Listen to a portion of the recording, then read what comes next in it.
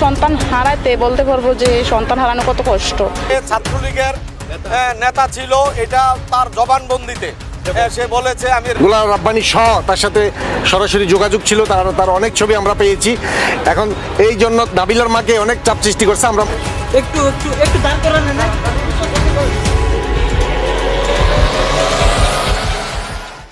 আসসালামু আলাইকুম দর্শক, দেশ ও দেশের বাইরে থেকে যারা এই মুহূর্তে ভিডিও ওপেন করেছেন সবাইকে অসংখ্য ধন্যবাদ। দর্শক, প্রথমেই আপনারা শিরোনাম দেখেছেন, এখন দেখবেন বিস্তারিতের প্রথম অংশেই আপনারা দেখেছেন যে সে ছাত্রদল, ছাত্রলীগ এমন নেতা পরিচয় দিয়ে তারা বিভিন্নভাবে মানুষকে নিঃস্ব করছে, ধ্বংস করছে, ধর্ষণ মাফিক কাজ করছে এবং অবশেষে তাদেরকে ছুঁড়ে ফেলে দেওয়া হয়। এক পর্যায়ে তাদের মৃত্যু ঘটে। কে নেবে এদের দায়ভার? চলুন একটু ভিডিও। সন্তান হারাতে বলতে পারবো যে সন্তান হারানো কত কষ্ট। ছাত্রলীগের নেতা ছিল, এটা তার জবানবন্দিতে সে বলেছে আমি গোলাম রাব্বানী সহ তার সাথে সরাসরি যোগাযোগ ছিল, তার অনেক ছবি আমরা পেয়েছি। এখন এই জন্য নাবিলার মাকে অনেক চাপ সৃষ্টি করছে। আমরা একটু দাঁড় করান না।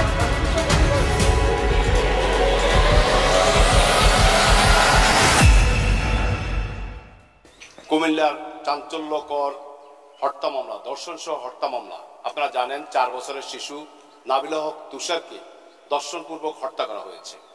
এই ঘটনায় এই ভিকটিমের দাদাবাদী হয়ে আব্দুল আজিজ বাদী হয়ে মোকদ্দমা দায়ের করেছেন। পরবর্তীতে এই মোকদ্দমায় 18 জন সাক্ষী, আমরা রাষ্ট্রপক্ষে মাননীয় আদালতে 18 জন সাক্ষী আমরা উপস্থাপন করেছি। মাননীয় আদালত 18 জন সাক্ষীর বক্তব্য, যারা জবানবন্দি সকল কিছু পর্যালোচনা করেছেন। পর্যালোচনা করে তিনি আদালতে ঘোষণা দিয়েছেন আজকে যে রাষ্ট্রপক্ষ মোকদ্দমা প্রমাণে সক্ষম হয়েছে এবং সেই হিসাবে এই আজকের আসামি মেহরাজ হোসেন তুষারকে মাননীয় আদালত মৃত্যুদণ্ডে দণ্ডিত করেছেন। ছাত্রলীগের নেতা ছিল, এটা তার জবানবন্দিতে সে বলেছে আমি রাজনৈতিক দল করি এবং আওয়ামী লীগের সক্রিয় সদস্য, এইভাবে সে কোন পদে সক্রিয় সদস্য, এরকম রাজনৈতিক প্রভাবশালী ব্যক্তি যারা ছিলেন তাদের ছবি সে দেখাইছে। 4 বছরের মেয়ে নাবিলা খেলাধুলা করার জন্য অন্যান্য দিনের মতো ঘর থেকে যখন বেরিয়ে যায়, এই আসামি মেহরাজ হোসেন তুষার তাকে লজেন্সের প্রলোভন দেখিয়ে ছাদের উপর নিয়ে গেছে। ছাদের উপর নিয়ে তাকে তার ইচ্ছার বিরুদ্ধে ধর্ষণ করেছে। যখন সে চিৎকার করার জন্য চেষ্টা করেছিল তখন তার গলা চেপে ধরেছে। গলা চেপে ধরে তাকে হত্যা করার পর তার নিথর দেহ সিমেন্টের বস্তা দিয়ে ঢেকে রেখেছিল।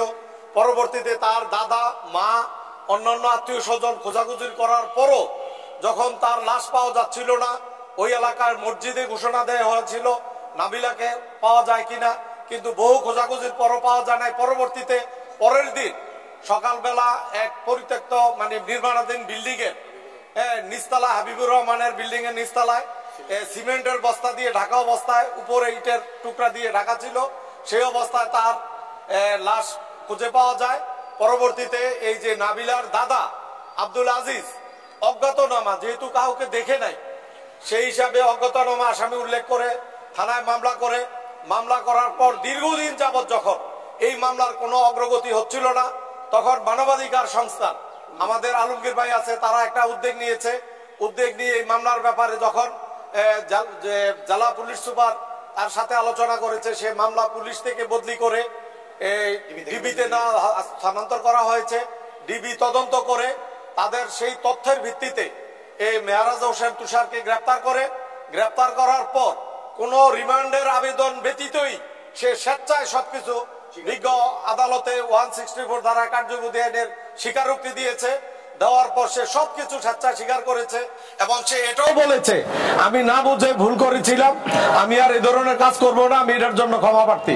আমি আজকে 7 বছর এই কোর্টে অনেক আমার মেয়ের ন্যায় বিচার লেগে করতেছি। আলহামদুলিল্লাহ আমি আজকে ন্যায় বিচার পেয়েছি। এখন এটা কার্যকর হলেই হলো খুশি আমি, কারণ আজকে 7 বছর আমি কষ্ট করছি। কারণ যে সন্তান হারাতে বলতে পারবো যে সন্তান হারানো কত কষ্ট।